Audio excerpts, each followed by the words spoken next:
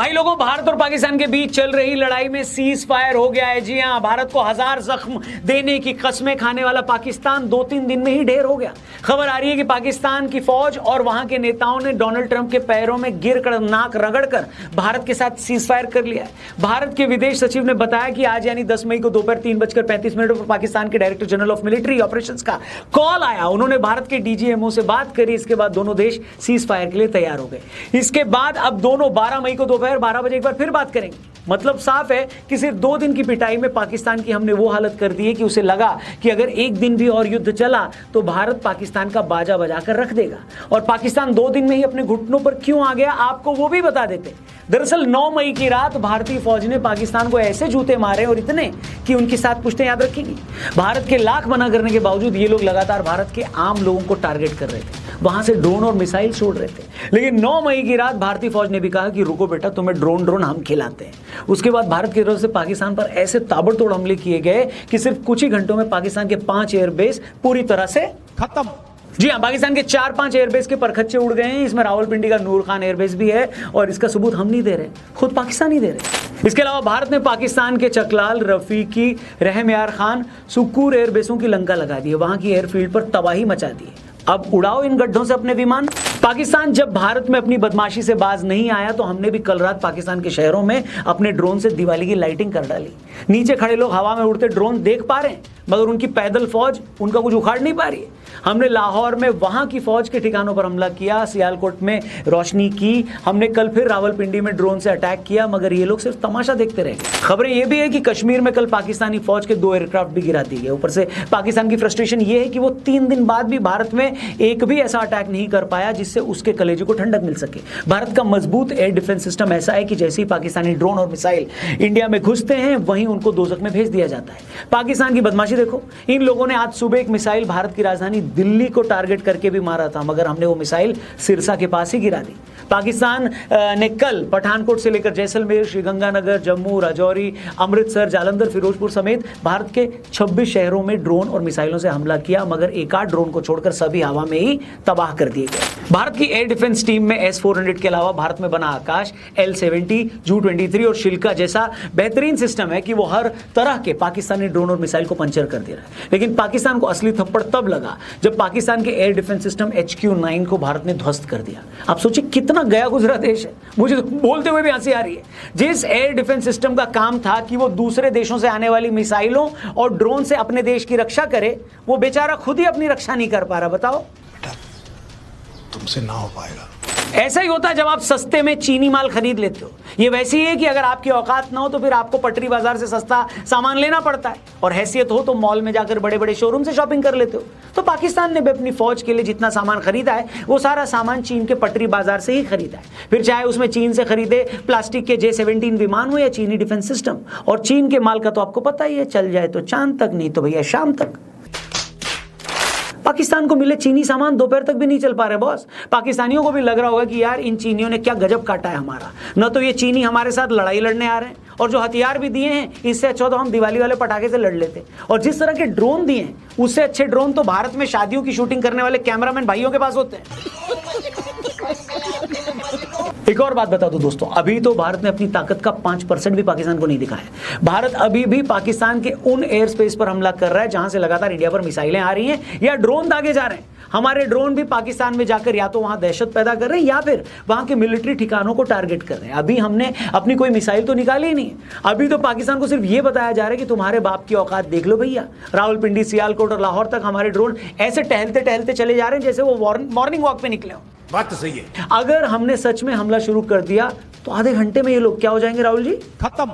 और जिस टाइम हम ये वीडियो बना रहे हैं दोस्तों, खबर ये आ रही है कि भारत ने POK के पाकिस्तानी फौज के कई लॉन्च पैड तबाह कर दिए। ये वही लॉन्च पैड थे जहां से ये लोग लगातार ड्रोन और मिसाइलें दाग रहे थे। सियालकोट में वो लॉन्च पैड भी तबाह कर दिया है जहां से पाकिस्तान आतंकी भेज रहा था। भारत ने LOC पर पाकिस्तान फौज की शुकूर और चुनिया पोस्टों को ब्लास्ट कर दिया है। इसके अलावा उसकी पसरूर रडार साइट को भी बर्बाद कर दिया। लाहौर के इंडस्ट्रियल एरिया में भी धमाका हुआ है। भारत की तरफ आ रही पाक की फतेह-1 मिसाइल को भी हवा में बर्बाद कर दिया है। दूसरे शब्दों में कहूं तो पाकिस्तानी फौज की पहली धुलाई में ही उसका रंग निकल चुका है। मगर पाकिस्तानी फौज इतनी नालायक और बेशरम है कि वो अब भी जम्मू कश्मीर के सिविलियन एरियाज को टारगेट कर रही है, यहां तक कि वहां मौजूद मंदिरों पर हमले कर रही है। लोगों पर भी हमला करने से पहले ये देख रही है कि हिंदू और सिखों को टारगेट किया जा सके। जिन सिखों को ये इस्लामिक जिहादी कनाडा और यूके में अपना भाई बताते हैं, ये उन्हीं सिख भाइयों को अमृतसर, फिरोजपुर और बाकी जगह टारगेट कर रहे हैं, मगर कुछ कर नहीं पा रहे हैं। फिर आखिर में वही कर रहे हैं जो इनसे हो सकता है कि झूठ फैलाओ। इन चंपुओं ने झूठ फैला दिया कि दिल्ली एयरपोर्ट पर पाकिस्तान ने हमला कर दिया। पता नहीं कहां से निकाल कर एक वीडियो डाल दिया कि बड़ा सा धमाका हो रहा है। फिर पता लगा कि वो यमन में एक गैस स्टेशन का वीडियो था। इसके बाद पाकिस्तान ने एक और अफवाह फैलाई कि भारतीय एयरफोर्स की एक स्क्वाड्रन लीडर शिवानी सिंह को अरेस्ट कर लिया गया है। बाद में पता चला कि इंटरनेट से कहीं फोटो इन्होंने यहाँ वहाँ से काट कूट के डाल के चला दी। फिर इन्होंने झूठ फैलाया कि बठिंडा का एयरबेस तबाह हो गया है, वो खबर भी झूठी थी। इसके बाद तो उन्होंने हद कर दी। ब्रिक्स न्यूज नाम की हैंडल से खबर चला दी कि भारत का S-400 सिस्टम तबाह हो गया है। फिर एक और वीडियो दिखाकर क्लेम करने लगे कि इंडिया का एक पायलट POK में जान बचाकर कूद गया। मतलब इन पापियों ने झूठ की ऐसी रेल चला दी कि पूछो मत। और बेचारे करे भी क्या, युद्ध के मैदान में कुछ हो नहीं पा रहा है, न खुद भारत के हमले से अपने आप को बचा पा रहे हैं, न भारत पर हमला कर पा रहे हैं। ऐसे में झूठे वीडियो चलाकर ही अपना मन बहला रहे हैं। और ऐसा नहीं कि हम ही पाकिस्तान के इस झूठ की पोल खोल रहे हैं। आप इन पाकिस्तानी जनाब को ही सुनिए, ये खुद अपनी सरकार और सेना के झूठ की पोल खोल रहे हैं। ये जो वसीम बदामी ने जो फुटेज लगाई है, जो ट्विटर एक्स पर, फेसबुक पर, यूट्यूब पर, सब जगह पर इन्होंने दिखाया कि ये जो जहाज इन्होंने गिराया है ये कल रात को गिराया है, जबकि ये फुटेज जो है 2024 की है, जिसमें राजस्थान में ये एक जो राफेल था ये गिरकर तबाह हुआ था। इन सारी बेइज्जती के बीच पाकिस्तानी पता है किस बात को सेलिब्रेट कर रहे हैं? वो बेचारे इस पर खुश हो रहे हैं कि उन्हें IMF से $1 बिलियन की भीख मिल गई है। वो इस बात को सेलिब्रेट कर रहे हैं कि भारत उन्हें ये भीख लेने से रोक नहीं पाया। अरे छपरियों, तुम किस चीज को सेलिब्रेट कर रहे हो और अपनी जीत मान रहे हो? भीख मिल जाने को? जितना पैसा तुम दुनिया से भीख मांगते फिरते हो, उतने पैसों का तो चावड़ी बाजार का हमारा एक सेठ पान खा के थूक देता है। इतने पैसों की तो भारत के बच्चे संडे को कुल्फी खा जाते हैं। इससे ज्यादा पैसों की तो भारतीय बहनें करवा चौथ पर मेहंदी लगवा लेती हैं। इतना पैसा तो मुकेश अंबानी ने अपने एक लड़के के शादी छोड़ो संगीत पर खर्च कर दिया है, और तुम ये चिल्लड़ मिलने पर जश्न मना रहे हो। भारत $4 ट्रिलियन की इकोनॉमी है। $4 ट्रिलियन में पता है कितने बिलियन डॉलर होते हैं? इतना ही बड़ा भारत का शेयर मार्केट है, और तुम भारत को चिढ़ा रहे हो कि तुम्हें $1 बिलियन कहीं से भीख में मिल गया। कम ऑन, अपने भिखारी होने पर तुम्हें शर्म नहीं आती तो कम से कम भिखारी होने को अपनी अचीवमेंट मानकर सेलिब्रेट तो मत करो भाई। हमें तो ये सोच सोच कर ही शर्म आती कि तुम लोग कभी हिंदुस्तान का हिस्सा थे। लेकिन कुछ जाहिल गंवार इस बात के लिए भी भारत सरकार को कोस रहे हैं। बोल रहे हैं कि भारत ने IMF की तरफ से जो पाकिस्तान को लोन मिलना था उसके खिलाफ वोटिंग क्यों नहीं की, भारत वोटिंग के टाइम एब्सटेन क्यों हो गया।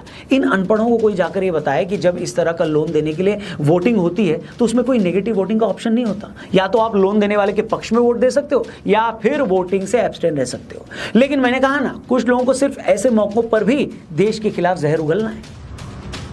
दूसरी तरफ ख्वाजा आसिफ लगातार देश के अंदर और बाहर अपने मुल्क की बेइज्जती करवा रहा है। पहले ये बुढ़ऊ स्काई न्यूज पर ये कबूल करके आया कि हाँ, हम ही लोगों ने 30 सालों तक आतंकियों को पालने का गंदा काम किया। फिर ये बुढ़ऊ धमकी देता है कि भारत के खिलाफ जंग होकर रहेगी, और अब इसने पाकिस्तानी संसद में खड़े होकर ये कबूल कर लिया है कि पाकिस्तानी मदरसों में जो पढ़ते हैं वो आतंकी हैं। मदारस के स्टूडेंट्स का ताल्लुक है, इसमें कोई शक नहीं है कि वो हमारी एक सेकंड डिफेंस लाइन है। वहाँ पे नौजवान जो पढ़ते हैं, अल्लाह के फजल से।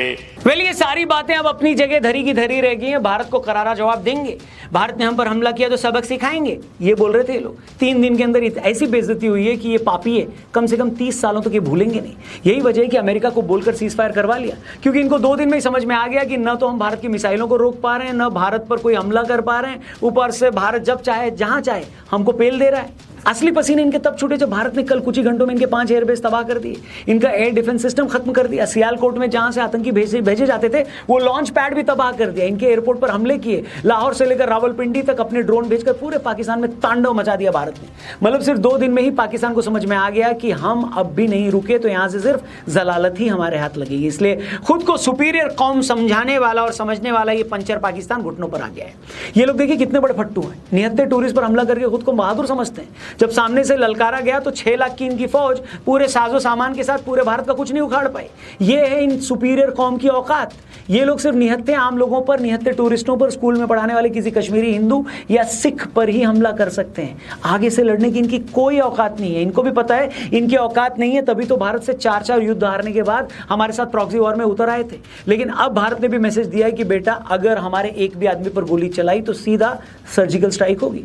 जिस वक्त मैं ये वीडियो रिकॉर्ड कर रहा हूं तब तक तो यही खबर है कि दोनों देश सीज फायर को अग्री हैं। इसमें शायद यूएस का बड़ा रोल है, ट्रंप ने ट्वीट करके क्रेडिट भी लिया है, लेकिन ये किस तरह का सीज फायर है और दोनों देश के आपस में कोई बातचीत शुरू करेंगे या नहीं, ये भी क्लियर नहीं है। इसके लिए वेट करना होगा। लेकिन अभी की अपडेट यही है कि 2 दिन में भारत के हाथों अपनी ऐसी तैसी करवाने के बाद पाकिस्तान ने अमेरिका के कदमों में रहम की भीख मांगकर भारत से सीज फायर करा लिया है। पर जैसा कि पुरानी कहावत है, पाकिस्तान डॉगी की वो पूंछ है जिसे पाइप में डाल दोगे पाइप टेढ़ा होगा, पूंछ सीधी नहीं होगी। इसलिए पाकिस्तान सुधर जाए इसकी उम्मीद न मुझे है और देश को भी उम्मीद बहुत कम है।